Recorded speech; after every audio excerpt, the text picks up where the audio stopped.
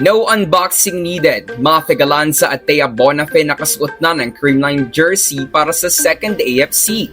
Pink jersey ng CCS, may masamang senyales? Good take ka trending, this is Ron Michael, the voice artist of this channel. Ngunit bago natin yan pag-usapan ay huwag mong kalimutan mag-subscribe and click the notification bell para updated ka sa latest Pilipinas volleyball trends. Nalalapit na ang pagbubukas ng PVL Second All-Filipino Conference pero wala pa ding inilalabas na balita ang Creamline Management kung sino ang magiging backup setter ni Kyle Negrito. Sa mga nagsasabing si Negrito lamang ang magiging setter this conference, sa tingin ko ay hindi dapat lalo na't Creamline is vying for their three-peat sa pagbabalik ng liga. Kapag medyo tagilid na ang setting ni Kyle, kailangan niya ng pamalit. Hindi pwede yung puro error or bukang set na ang ibinabato ni Negrito ay siya pa din ang nasa loob ng court.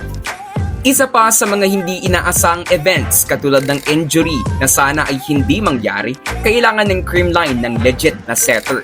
Hindi yung aasa si Coach Sherwin na lahat ng kanyang players ay kayang mag-set. Iba pa din kapag may natural setter sa loob ng court.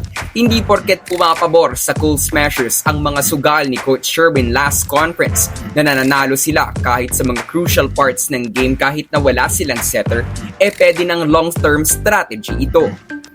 Hindi naman nabahala ang karamihan sa mga supporters ng Creamline na baka walang maging backup setter ang team dahil sa mga nakalipas na linggo ay spotted sa training ng Creamline si Mafe Galanza na former setter ng UST Golden Tigresses.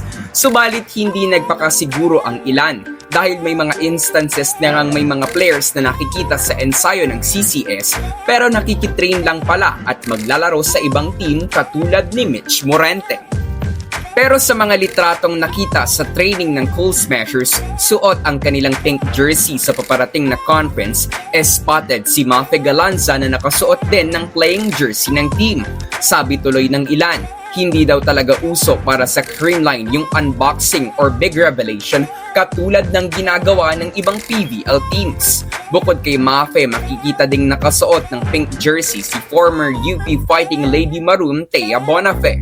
Pero syempre iintayin pa din natin ang formal na announcement mula sa team o kaya naman mula sa official lineup na ilalabas ng PVL.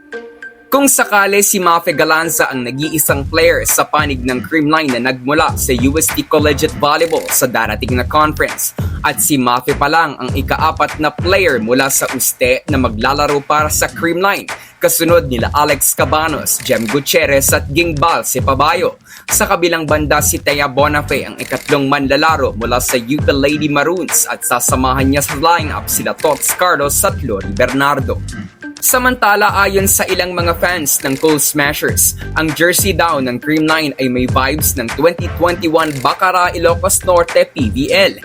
Ito yung inauguration ng liga bilang professional league kung saan hindi pinalad para sa gintong medalya ang Creamline matapos silang yumuko sa Charity Go Crossovers. Tila senyales nga daw ito na hindi magiging champion ang CCS this conference. Disclaimer lang ka-trending, ito ay mula sa post ng ilang mga Creamline fans at no hate tayo para sa Team Good Vibes. Wala man si Mrs. De Guzman sa pagbabalik ng liga, solido pa din ang Creamline para sa kanilang kampanya for a third straight championship.